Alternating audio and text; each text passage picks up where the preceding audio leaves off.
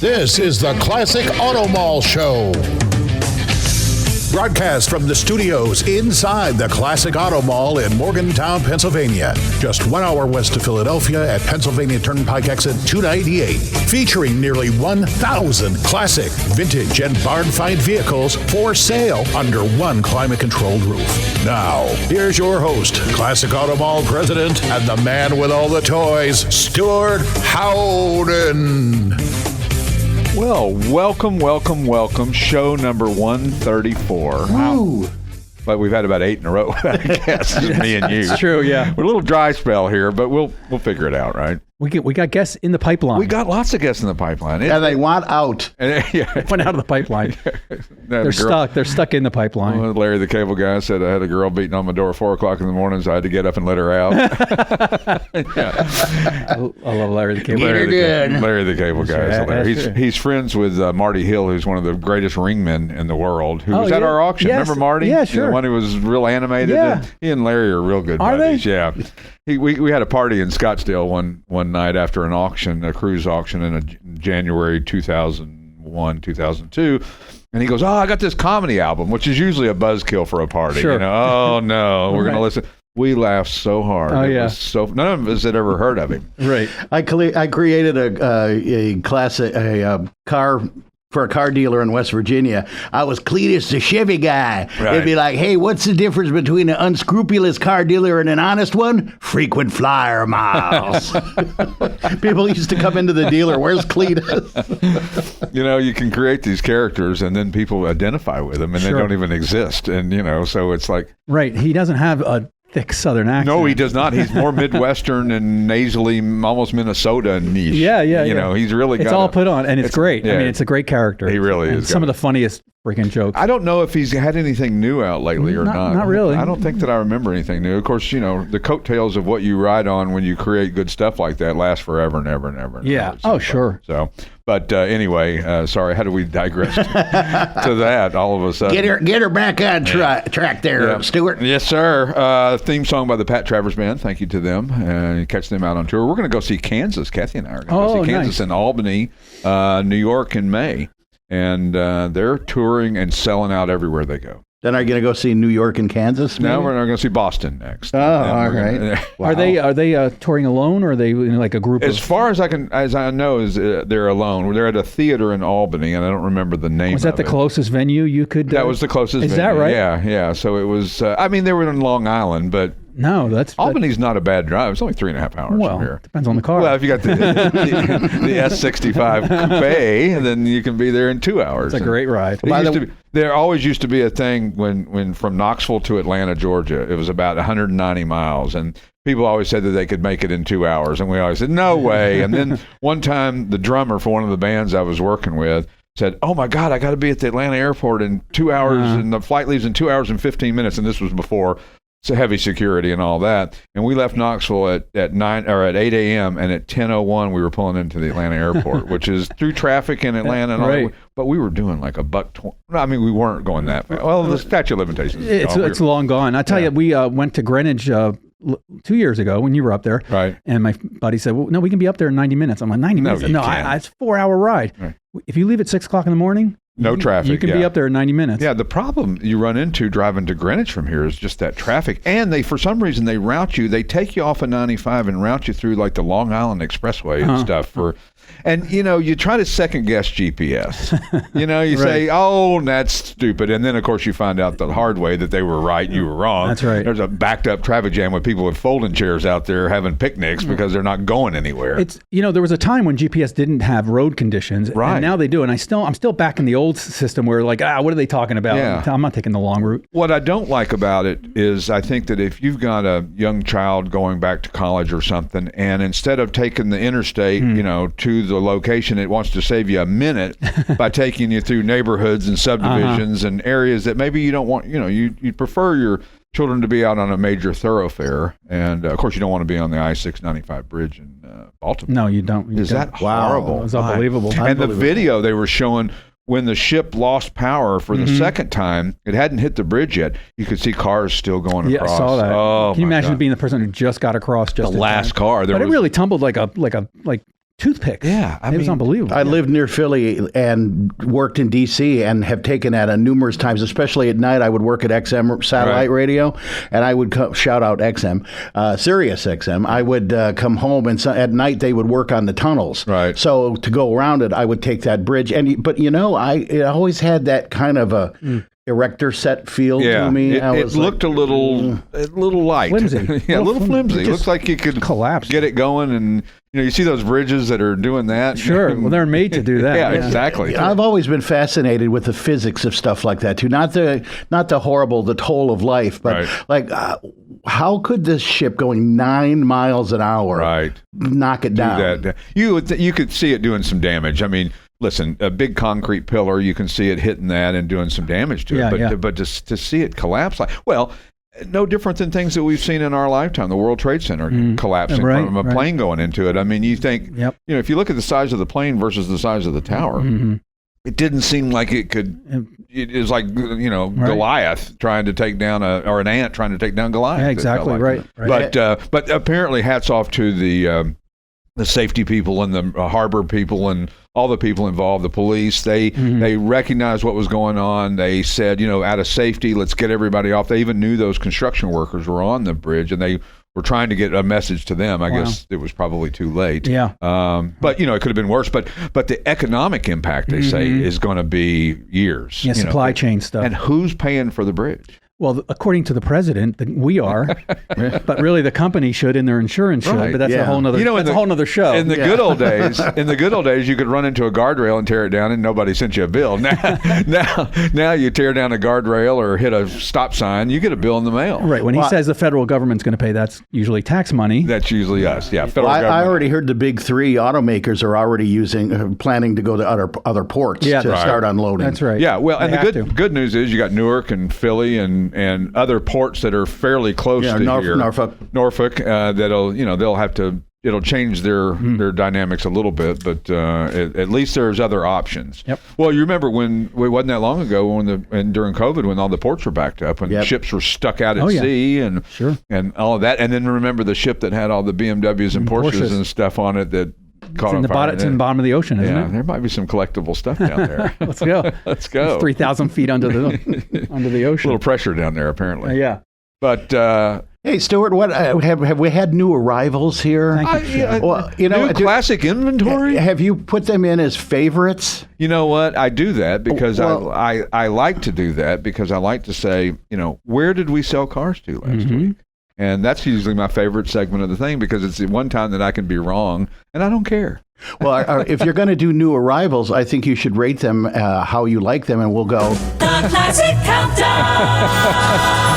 Okay, I like it. Heck yeah. Sounding professional here, aren't we? We're trying. We are really trying. That's why we have pre-production meetings, JR. We want to go over this stuff. Yeah, I like the way he just springs stuff on us where we can't. We have to love it whether we love it or not. Yes, you do. Yes, you do. Anyway. My favorite word. Cars classics sold this week all over the world. How about Palmerstown, North, New Zealand? Wow. Stanton, Kentucky, Palmyra, Pennsylvania, Manheim, Pennsylvania, Hanover, Pennsylvania, Plymouth, Massachusetts, Enfield, Connecticut, Encino, California. Oh my God.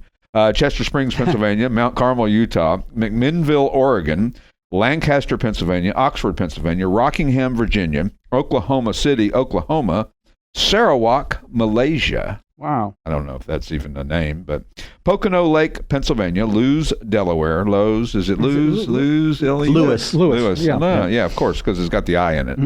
Not. Muskego, Wisconsin, Conestoga, Pennsylvania, Philadelphia, Pennsylvania, and Peru, Indiana. And one minor correction since we're local on 860 WWDB and 97.5 HD2, it's Lancaster. Remember? Yeah. I'll never get that right. Because I lived in California where it was Lancaster. And I lived in Lancaster, New York, a suburb of Buffalo. It's like Louisville and Louisville. And Louisville. In Tennessee, it's Louisville. Yeah. And in Kentucky, it's Louisville. My buddy was at a restaurant there. And they were arguing about the pronunciation. And he said to the little girl, he said, "Come here, darling." And he just didn't say darling. I mean, maybe he did, but it was back in the 70s. And it was okay. It was okay to say darling. So he said, "Come here."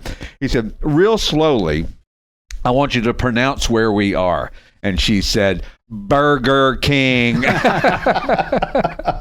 But they were in Louisville and trying to figure out the correct pronunciation. And then there's Maryville, Tennessee, but it's called Merville. Oh, okay. So, wow. Yeah. Well, that's just a redneck Southern thing. Wilkes-Barre is always a good one to stump people. So is Wilkes-Barre or Wilkes-Barre or what? People say it all different ways. I say Wilkes-Barre. Yeah, I've heard it different. It's the correct way. I would say go with how they say it on The Office. How do you get Bala-Kenwood out of B-A-L-A-C-Y-N-Y? I've lived the three weirdest names around Philadelphia: Bala-Kenwood, Plymouth Meeting, and King of Prussia. Yeah, King of Prussia. I love that. That's a great That is a good story name. Too. 12 states and 2 countries, 2 foreign countries going out. Our cars here at Classic Auto Mall, going all over the world, spreading the love. Down to 992 cars. So, you better get here quick. We're going to be out of cars. Pretty thin. I mean, it feels thin, doesn't it? It does. It's weird. 992 cars. There's some empty hallways. We're panicking.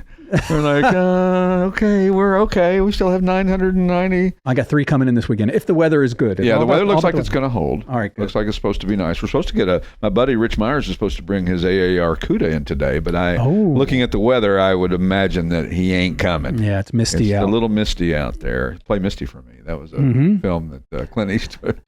I don't mind a little misty weather for a couple of days while I catch up on the write-ups, but no, they're coming in still pretty strong. You're doing pretty good on the write-ups. Yeah, I've thank you. noticed that you're I'm not fishing for comments, but if compliments. If you enjoy the write-ups, I should bring in some zingers. Sometimes I'll do a zinger. And you should do a zinger. You should use some of your best of what you've written and best sentences or best paragraphs. Or I said the antifreeze Thunderbird, the really cool the car, green is so hot.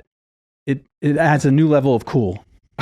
Thank you. That wasn't a struggle. That was a tough one, man. Really, would you like to start? Can we erase that and start back over so you can get it right? Well, just read it online. ClassicAutomall.com. He's better at writing than he is at saying. That's right. That's for sure. Don't you wish that you could write like you talk?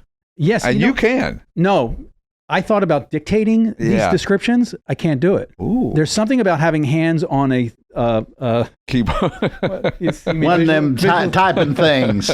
Keyboard that yeah. connects the thing, and then I have to snack the whole time too. Oh, really? Yeah. What is your snack du jour? Actually, kettle corn is the ideal writing. It's the writing snack for writers. I like popcorn with sugar all over it. Stewart's head's going to explode, I think. Kettle corn. That or like a fidget toy. A fidget toy? As I'm writing. Like the anything. stretchy things or the bouncy ball. Yeah. The Super Ball's a good fidget toy. Any kind of rubber ball. Kathy's road trip du jour is sunflower seeds. Oh, okay. She'll get a bag of sunflower seeds, which, I don't Those are good. Those are good. I don't quite understand that. I like peanuts, but they're too messy. Yeah. You know, why is it that I never buy peanuts at home, but when I go to like Five Guys, I always just love the peanuts. They're delicious, and I think I should have these more often, but I can't have them at home, could I? Because you don't want to throw all the shells on the floor. Yeah, this ain't the Lone Star Steakhouse.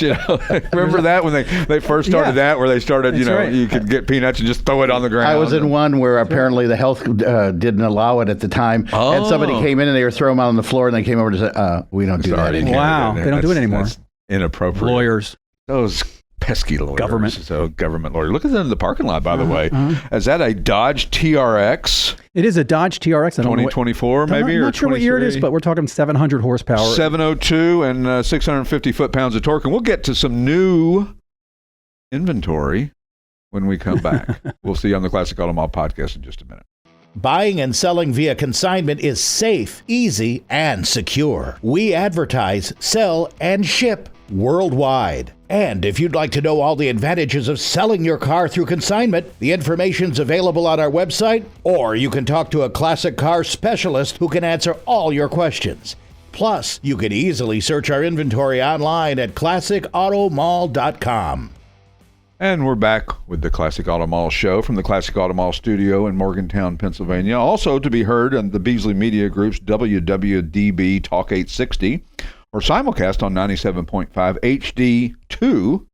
Because HD1's just not enough. That's old school. Nobody does the old HD. That's the fanatic. That's like the USB C, D. I mean, oh, yeah. They keep changing these cords on me. Well, you got to buy more. That's the problem. And I don't, I'm not opposed to buying cords and cables and stuff that you need and cool things to go in the car that, now we bought those magnets that sit on your vents. Yeah. Well, we bought an extra travel pair as well too, because what's funny is that you really need them more when you're in an unfamiliar territory than you are at home, and yet you don't have those, so your phone is down there or somewhere other than where it's a convenient place for it. So we have travel magnets now. That Kathy and I have. So we're prepared. We're like the Boy Scouts. I have an Easy Pass in every car. Yes. I got a phone holder in every car, and I need sunglasses in every car, but I have prescription sunglasses, so that's me too. easier said than done. That's right.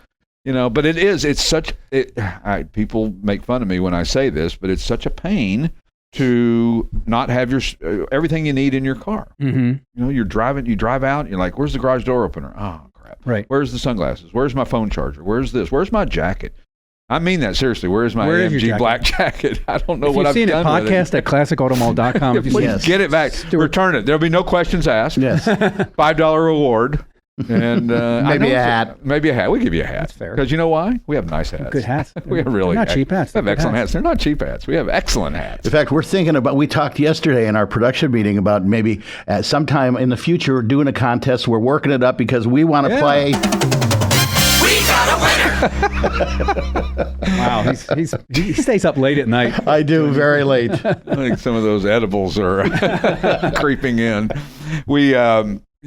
We're trying to figure out some kind of cool contest or something to do to engage people in the show. And we talked a little bit about a reader's ride or a listener's ride. Well, we sound professional when we say we've had our production meeting. Well, pre-production. Pre-production, yes. We have our pre-production meeting. Is that like getting pre-approved? You're approved before you get approved? Apparently so. It's our pre-production and post-production meeting all in one. Yeah, because we talk about last week's show and what we did so well. Right. As well as new ideas too. So we're talking about new ideas such as it's always funny when we start these pre-production meetings. We do these on Tuesdays before, and we record on Wednesday. And for those of you who don't know, and then we do. Oh, there's my AAR CUDA. Nice, nice and orange. We do these pre-production meetings, and you think, what are we going to talk about? We'll have 10 minutes here. And 45 minutes later, we're still talking about ideas. It's a great way to come up with ideas, and you discount it. You think, we got to sit another meeting for an hour, right. But it really has helped us figure out things for the show that maybe we wouldn't have figured out if we hadn't had those meetings. You have to take your time. If you're going to make something good, you got to put a little effort into it. You can't just show up and go, this will be just fine, whatever. We did that for 2 years, and that was fine. And it was fine. It was fine. Letting all the cats out of the bag. I didn't want to take up more of your time with meetings, but we got it now. I know. And, we don't have that many meetings. It's not like we are going to have a car specialist meeting, though, coming up next week. Change my hat for that one. Wear a different hat. No, it'll be a good thing. It's going to be one of those meetings that everybody gets yelled at. But it's collective, so everybody gets yelled at in a good way, because there's strength in numbers on yelling at people, right? There's my buddy Rich Myers with his AAR CUDA. Drove it down here from Jersey, maybe, or I don't know where it came from. Drove it on the road? Looks like he drove it. He came here droven. So an AAR CUDA. So we'll certainly be talking about that in a future show in the next couple of weeks. A new arrival. It's literally arrived before our eyes here. That's what I love about our location here, is that we're able to see you can see the window, yeah.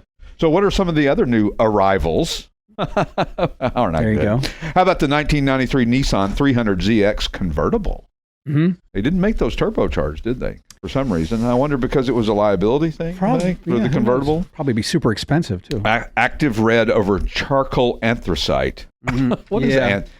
Okay, so anthracite is a type of stone. It's coal. It's coal. Yeah. It's Wilkes-Barre, man. It's Scranton. Come on, man. Come on, man. Oh, frack. That's the Ernie Mead story. Yeah. Come on, man. Right. Yeah. In the Delaware diner. Nice. Oh, you really need to have him on and tell that I think we're going to have to have Ernie on. Ernie's got a story that's an interesting precursor to the country's situation. Yeah, to the situation, and it happened in the 50s in a diner in Delaware. Mm-hmm. So if you do the math of 50s and diner and somewhere maybe some drag racing, somewhere close to the Wilmington, what do they call the the area of a radio station that you broadcast to. There's a word for it. It's not range. It's I only did this for 40 years. The market. The market. But there is a term. The 80 area of dominant influence, or the metro. ADI or ADA or something like that. Anyway, 3 times. Radio terms 101. Yes. This is a very original, this 300ZX. 3.0 liter double overhead cam V6, 5-speed manual tranny. Like the 3 pedals are so nice. That's right. Top-down fun. It is. I love that. Top-down fun. Oh, yes. Yes. What a great-looking car, though. It's very clean. One of the first year of the convertibles for the 300ZX. It's got 18,000 miles on it. We're not sure if those are actual. It appears to be, but a lot of cases, these older cars, and it happens. Watch this, guys, when you get your car titled. Don't let them put exempt on a low-mileage car. And they will. If it's over 10 years old, a lot of times they'll just say exempt. They don't care about the mileage. It's over 10 years old. And that should change, because 10-year-old cars used to be, they were falling apart. I mean, literally, they were ready to go to the dump. Yeah. And now, 10-year-old cars are just getting into their prime. I mean, how many cars? I've got 1, 2, 3, or 4 cars that are over 10 years old. Yeah. And they're still great cars. Of course, they have low miles. Right. Well, that's miles are king, as you say. Miles are king. That's right. And here's the problem. You know, we if they put exempt on it, then you've got no way to prove the mileage unless you've got every receipt, and which you should keep. Right. Don't get me wrong, but it's hard to prove, and it gives a little bit of a pause to somebody buying it to say, well, you know, would have been nice had it been, you know, this or that, or you know, this amount of miles, and it showed that on there. So. I wonder how many car people like me out there have a little notebook in the car, and I put markers like every 500 miles. I'll put it in the book. Yeah, like it hit 36.5 on this date. And whether that's valid or not in a court, whatever, but that's just You planning on going to court over this? No, I just You lied to somebody about mileage? Never. Rolled back an odometer? Never. I like keeping track of oil changes and mileage like that. Yeah. See how long did it take me to put on 1,000 miles, that kind of thing. I used to keep a book, one of those hardbound little books about that big, and I would write down every bit of fuel, oil, everything I did to every car, and there was always one right beside the seat of every car that I owned.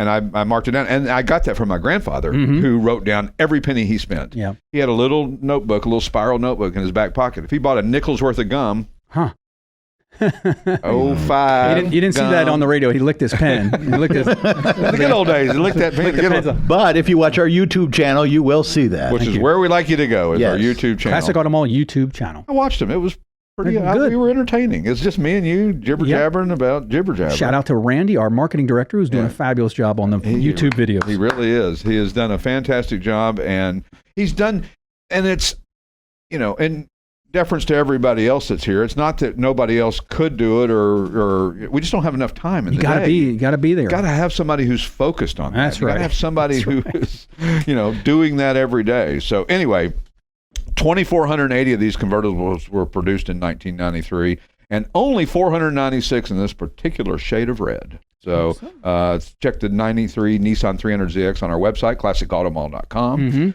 If you have a question for us, podcast at classicautomall.com. You can also sign up for our newsletter on our website as well, too. So and catch all of our podcasts are on there, as well as all the podcast sites, YouTube, the radio station now. We're everywhere. It is. If you go to the podcast web page on our website, you have some information there. It'll tell you a little bit about what we do and what we do. What we don't. What we do and what we don't do. What we don't. Other new arrival, 1975 Pontiac Grand Prix hardtop. Camel beige over saddle. 2-owner car from new. That's pretty interesting. 67,000 actual miles. Numbers matching 400 cubic inch V8 and numbers matching turbo hydromatic 400 automatic transmission. Very original. This was the 4th generation of the Grand Prix. And the title verified miles. Original owner had it until 2023. So just until recently. Yep. So our new owner, our new consignor, has just had it for a handful of time. And you just don't find them very often, and especially this body style. The body style in 75 was kind of unique. 74 and 75, I think. And then 76, they changed the body style. I don't know. I'm getting this wrong. I'm certain. Somebody do some research and tell me. Randy showed me up on the thing. Yeah. Yeah, tell us what we did wrong podcast.com. They are cool though in the interior, and people love them. And we talked about Grand Prix before, where there's just a fan base for them, and they're just so unique. They're a performance-based luxury car. They're the guy who was done really well in business, needed something to transport him to the office every day that looked cool, still had some performance, but had all the amenities that he's so befitting of a guy in his stature. That's right. Like a Lincoln Mark III, same kind of deal. Exactly. So, other new arrivals, how about the 1969 Chevrolet C10 short bed pickup truck, orange and white over black.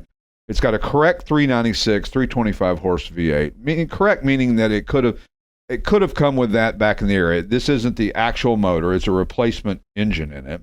But it's not an LS swap. It's a true to what it would have been born with. Same with the Turbo Hydromatic 400 automatic. This thing was expertly restored. Beautiful. My gosh, this truck is just, it's over the top. I mean, if you were going to do a truck, this would be the prototype to say, if you want to do a perfect restoration, and it's better than new, better than no. It's better than no and new. And new and no. And you can haul and show, although I don't imagine you want to do a whole lot of hauling in it. Go and show, as I say. Go and show. But I tell you, it's clean. The amount of effort and work that went into this truck is spectacular. Check it out on the website as well, too. How about the 1990 Lincoln Town Car Signature Series? Okay, you say just a used car from the 1990s. Twilight blue metallic and light titanium over light titanium interior. One owner garage kept 18,291 actual miles. Yeah. This thing is like a time capsule. It's got the 5-liter V8. Just a well-preserved car. And again, title verified. So, it's one of those things that it's easy to claim something, but if you don't have any backup on it, then it's just words. Yeah. This was owned by, Muhammad Ali. Yeah, right. Well, okay, do you have proof of that? No. Do you have proof of that he had anything to do with it at all? And of course the answer usually is no. If you have proof on it, then it adds value to it. But not every celebrity provenance adds value to a car, right? Right. Like when Steve Perry of Journey looked at my car in Westlake Village, California. Right. I didn't have a camera. This was way before cameras, camera phones. Wow. I have no way of proving that Steve Perry touched my car. Right. Not that it would increase the value anyway. Probably not. Probably not. But if it was owned by, there are certain celebrities that do add a value to a car. Owned by Elvis. Eddie Van Halen. Paul Newman. Taylor Swift. Taylor Swift. Yeah. I don't think so. I'll bet you whatever she drove, I'll bet you brings Big Bunny to Big Bunny. Big Bunny. Yeah. People are funny like that. They'll say, "Oh, I don't care about that celebrity provenance," and then you'll get in their car with them and they go, "This used to be Nicolas Cage's car."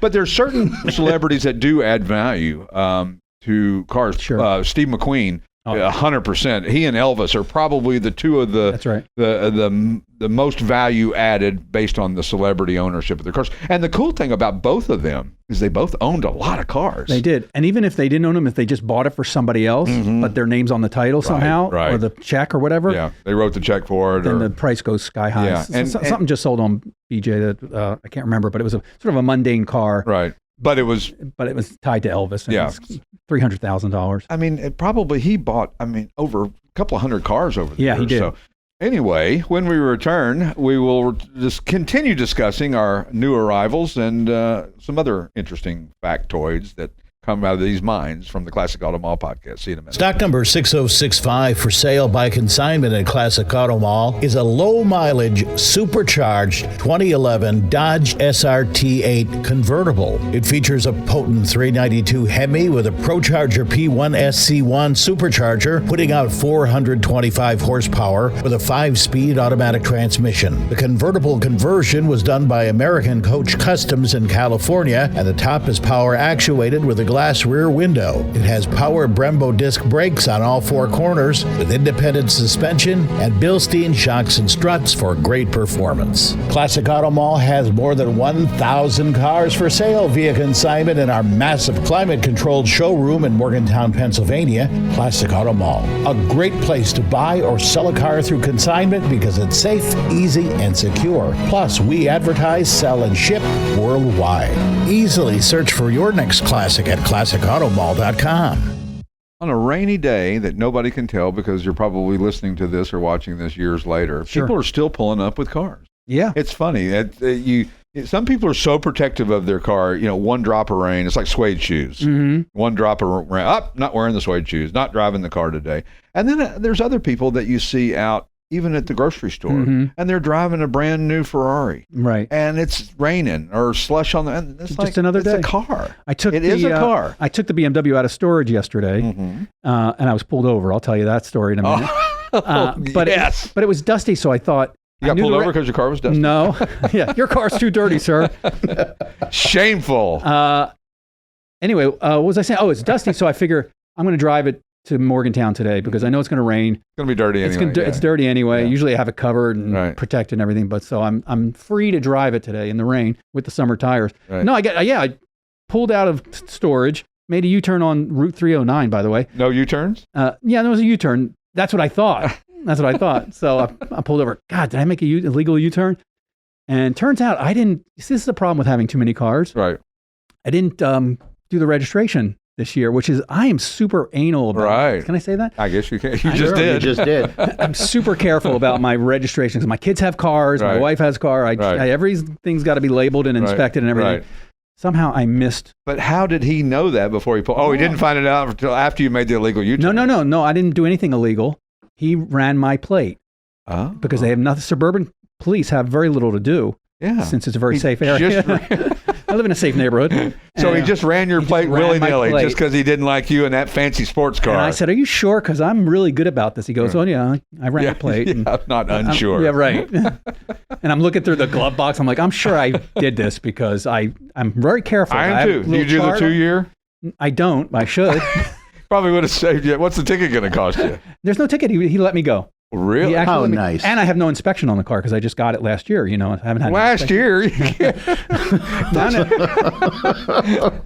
This has gone from bad to really bad. I'm very anal about all this stuff, except I haven't had it inspected. That's what's the problem is buying a new car. They give you your tag and plate and everything, and then you go, oh, I forgot to get my inspection done. And that happened to me not too long ago. Right. So. Yeah, no, so he let me go, and I actually went home and did it online. You can actually register your car online. I did as long as you have the title, and did it in 2 minutes and took care of that. And I'll have it inspected today. And you don't do what I do, and you go and start to register it and realize you don't have the exact mileage, and then you got to go back to the car and get that. And it's we bought a car in Indiana, and they give you a 30-day, I think it was, tag, and it took them 90 days to get it. And we're driving. You can't get. They can't issue a second temporary, and so you're driving around illegally. Yeah. It's so crazy. Well, people lose their titles to cars, and then all of a sudden they've applied for it, and if they don't go to Harrisburg, this is in Pennsylvania only, but if they don't go to Harrisburg and actually get it that day, then they find the old title and they go, oh, I found the old one. Well, sorry. That's right. Doesn't work now because now you've applied for a new one. That's going to supersede.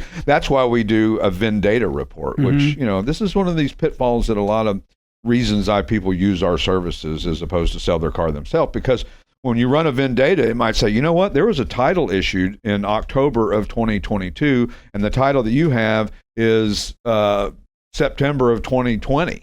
And so all of a sudden, you don't have the newest title. Right. And it's easy. It happens all the time. You misplace a title, you go and look for it because you need something or you register, and then you realize you don't have it, so you go get a new one. Oh, there's the old one there, and then it just kind of gets forgotten about. And then you grab just one of the titles when you bring it to us or sell it. Oh, not the right title. Yeah. So it happens. Just easy pitfall of things that can go wrong, and that's why you pay us. And you run a Vin Data, but do you run a Vin Diesel?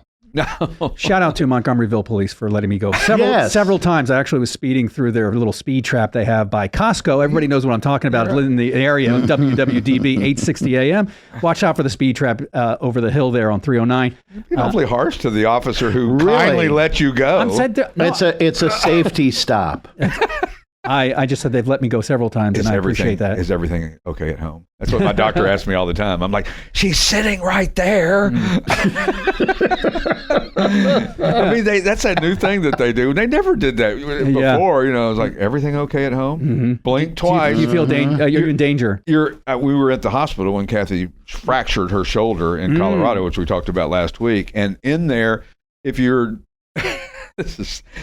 giving a bodily fluid for them to test, if you write with the red marker on the cup, I don't know, there's something that if there's a problem. And I'm not making, don't misinterpret this. I'm not making light of this. It's just interesting. It's like a code. A code that you say or do, or something that you tell them, and then they know to ask you. I mean, my goodness, what have we come to? Kathy, blink twice if that shoulder injury did not come from skiing. That was a Louisville Slugger. Yeah. How is she doing, by the way? She's doing much better. She's sore today.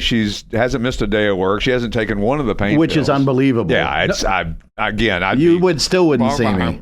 I'd be in the fetal position on the couch watching a marathon of Golden Girls.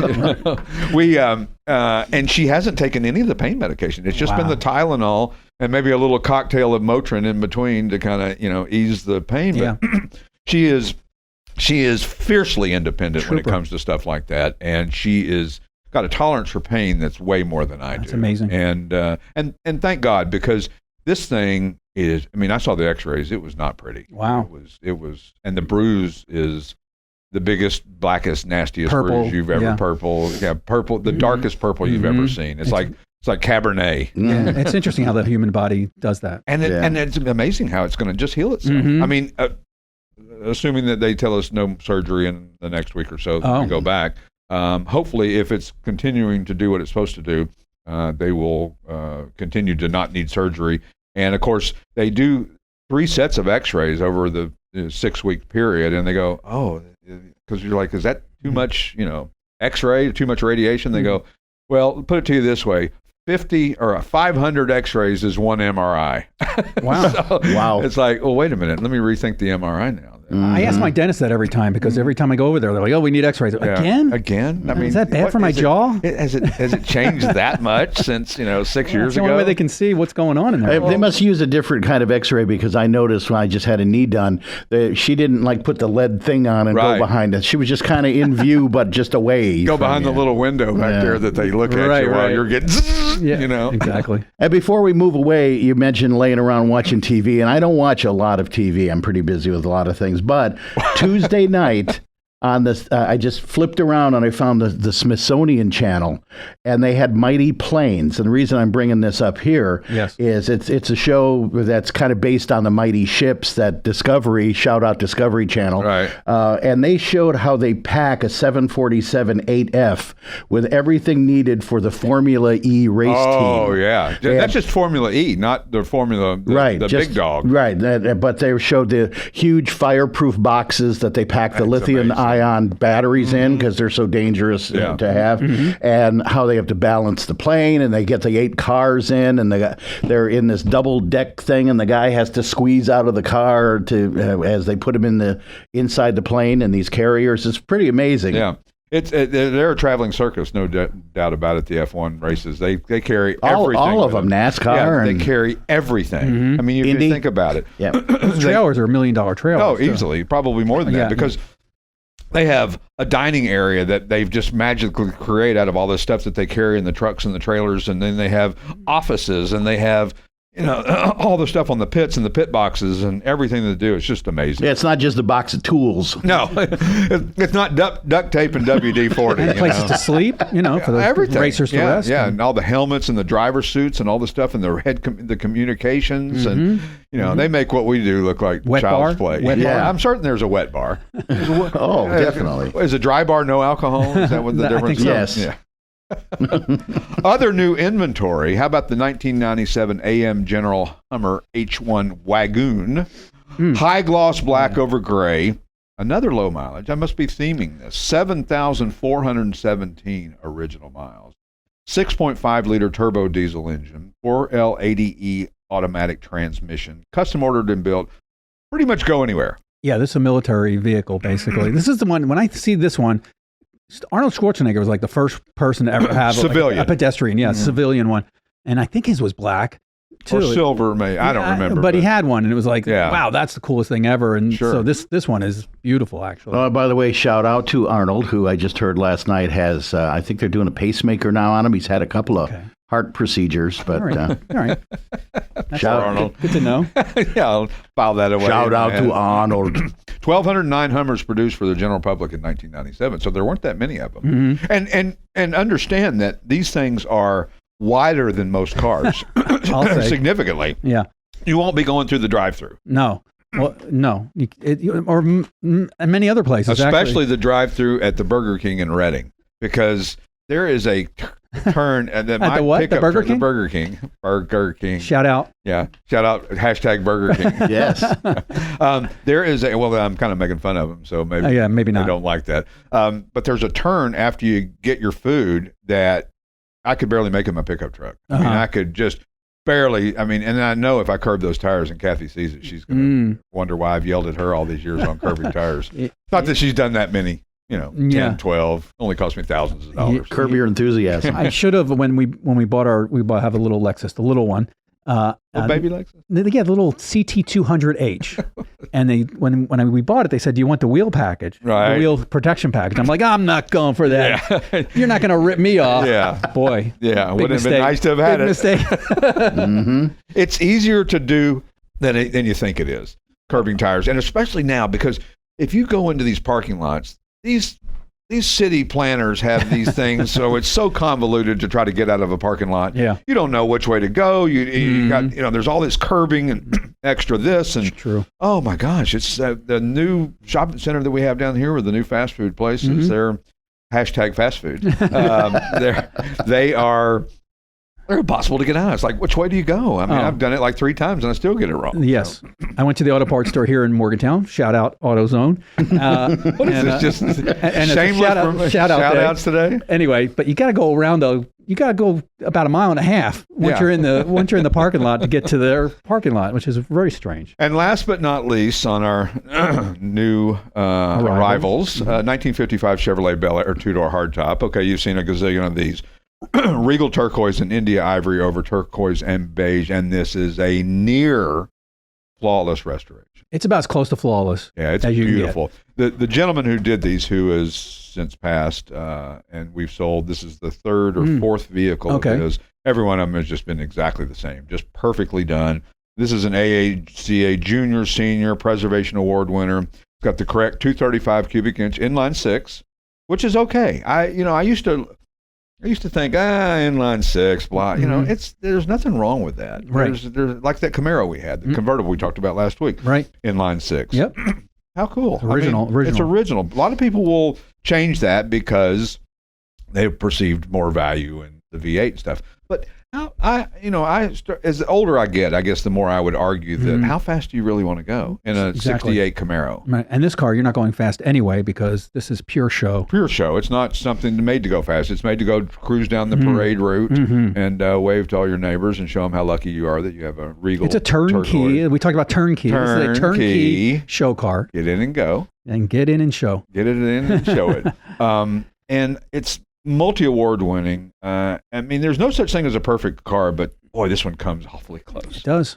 But congratulations to the job that they did on it, and thank you for allowing us to help you liquidate the collection. And it is an honor. I tell people this is an honor to represent your car here, and the fact that you're trusting us to do this is really on. It's an honor. It absolutely is. And the other thing is that we're hopefully passing it on to somebody who's going to equally appreciate it. And there you have your classic car. The Classic Countdown. I had to take that button away from him. How to get that toy? I don't know. We'll be back in a couple of minutes with the Classic Auto Mall podcast.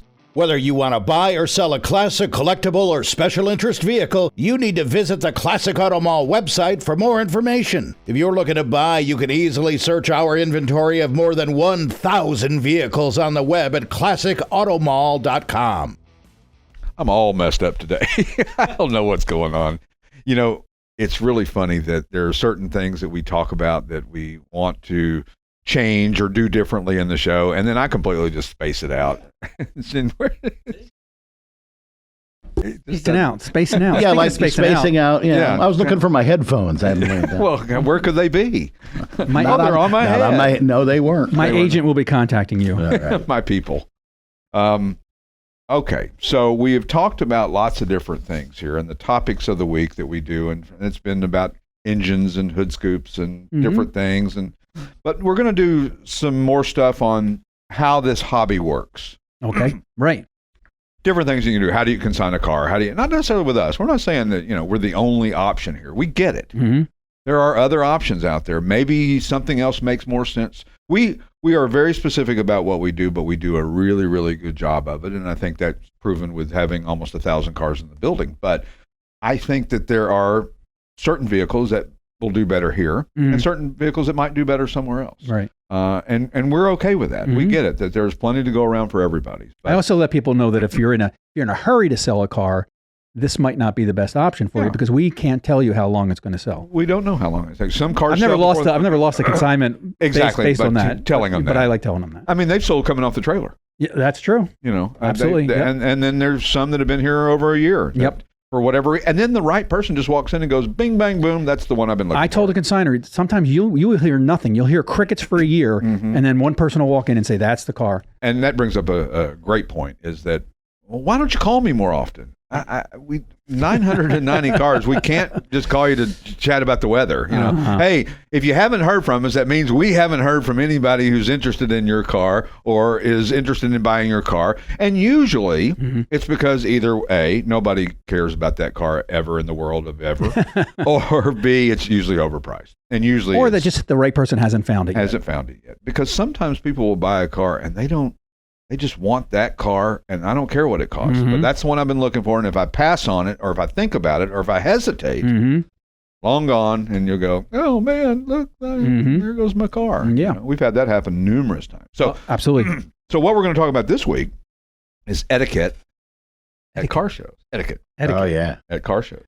So I wrote this article, and then they said I was being a little harsh. I was being a little too ranty. Because I said the article might be better titled as How to Act in Public. Well, there's some truth to that. But I digress. And as my wife says, just because I think something is right or wrong doesn't make it so. So you can take this as one man's rant on a subject that should not have to be said, but we're going to say it anyway. And it's truly amazing is how many people don't.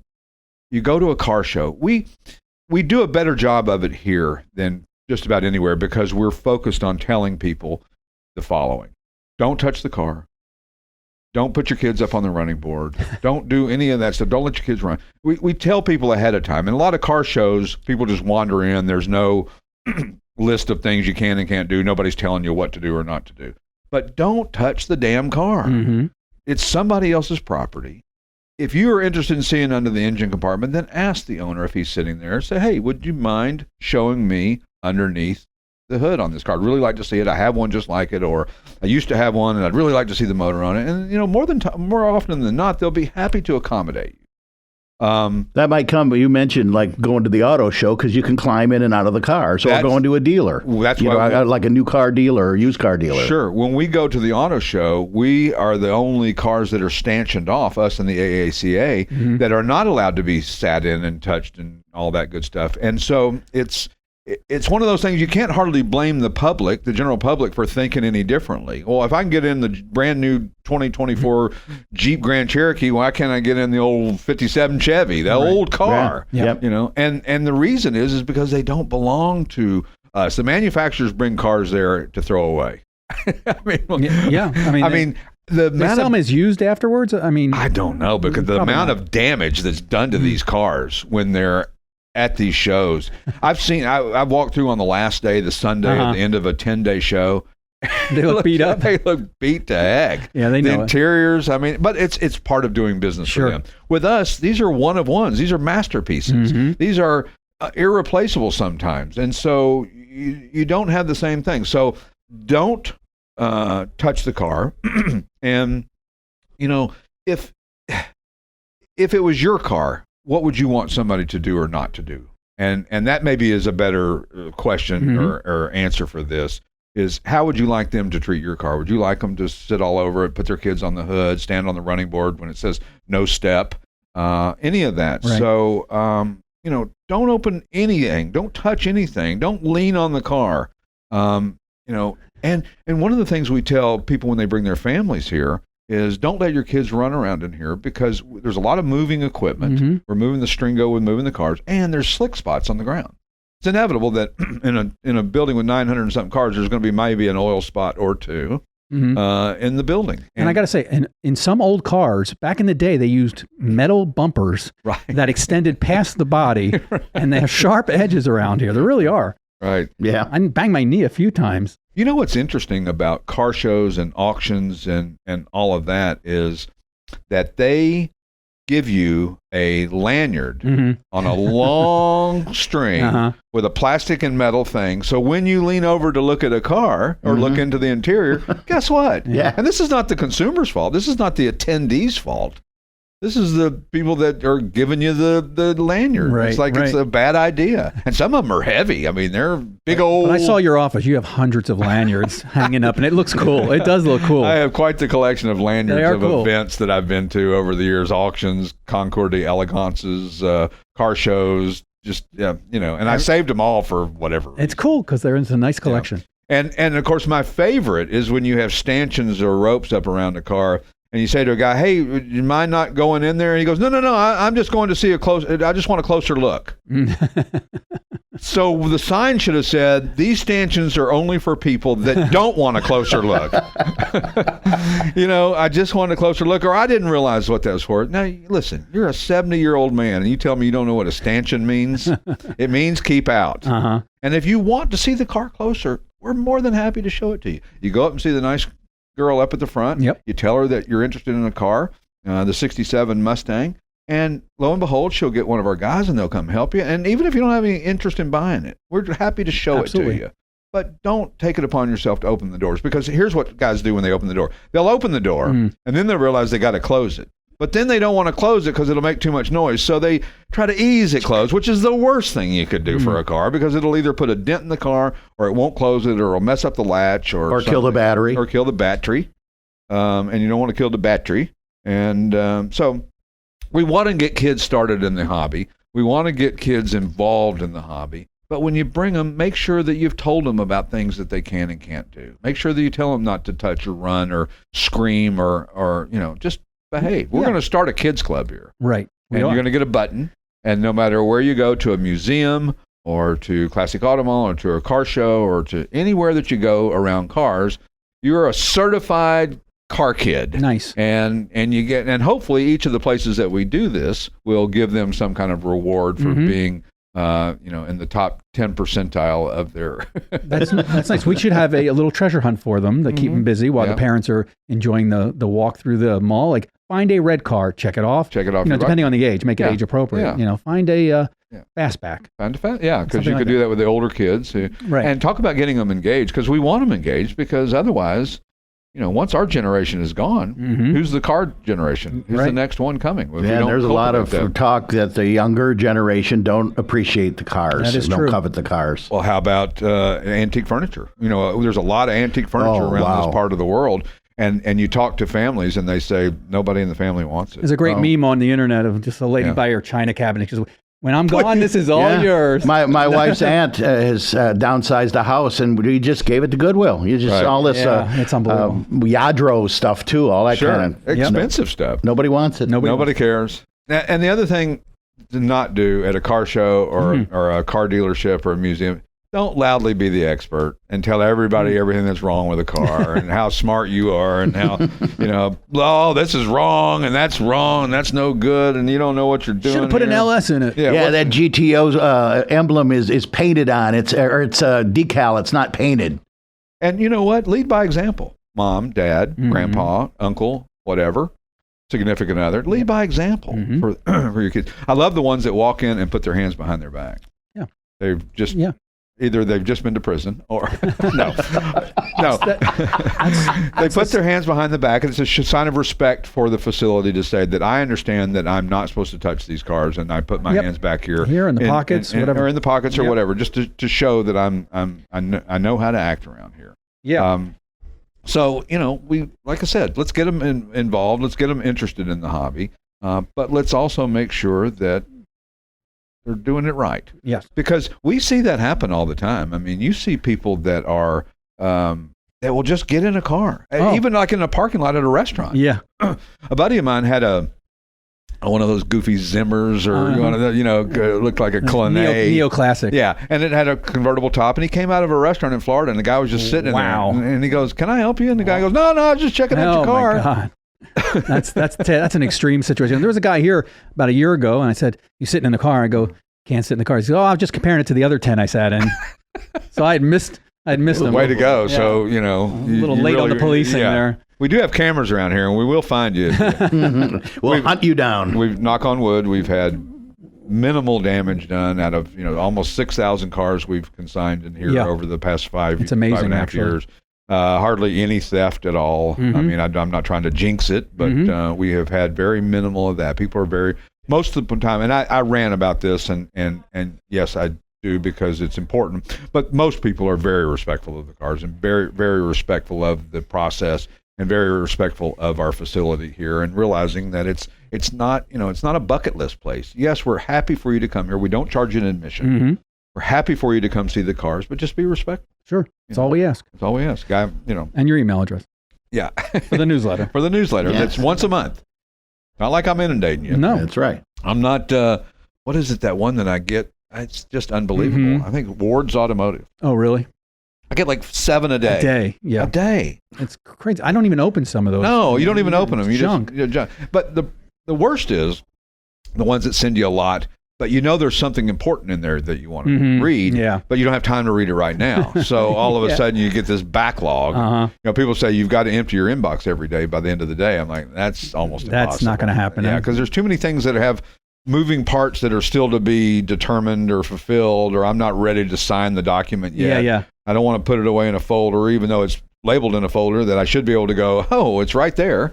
But I don't. I've been starring a lot of emails lately. That's the one I'm going to come back to. I created a folder that says radio show content. So if I see something that might be of interest on the show, that's smart. Dump it into there. And I don't have to check it today or tomorrow or a month from now. I'm giving away all my secrets. Mr. Show Prep. Yeah, it's just a little show prep. It's pre-show preparation or something. But anyway, coming up in the next couple of weeks is the Carlisle Auction. They are in Carlisle, Pennsylvania, which is about an hour from here, April 18th and 19th, carlisleauctions.com. And they have a really nice setup there. They're a nice regional auction that has been going. Well, they do a swap meet there during the same time. And then the auction is actually Thursday and Friday. And the swap meet ends on, I think, Saturday. But they have done a fantastic job. They're in a purpose facility for car shows. If you've never been to Carlisle, it's wonderful. Never been to their auction, check it out. Like I said, carlisleauctions.com. When we return next week, we will have a guest. Nice. We've got a guest. Yeah, we got a good one. We got a good one. A YouTube influencer coming on the show. Absolutely. We'll catch you next time on the Classic Auto Mall Show. This has been the Classic Auto Mall Show with your host, Stewart Howden. Executive producer, Steve Safir. Produced and engineered by yours truly, J.R. Russ. Available on ClassicAutomall.com, YouTube, or wherever you get your podcasts. Music courtesy of the Pat Travers Band. For tour dates, contact, and stuff, visit PatTravers.com. Produced by Car Smarts Media. Copyright all rights reserved.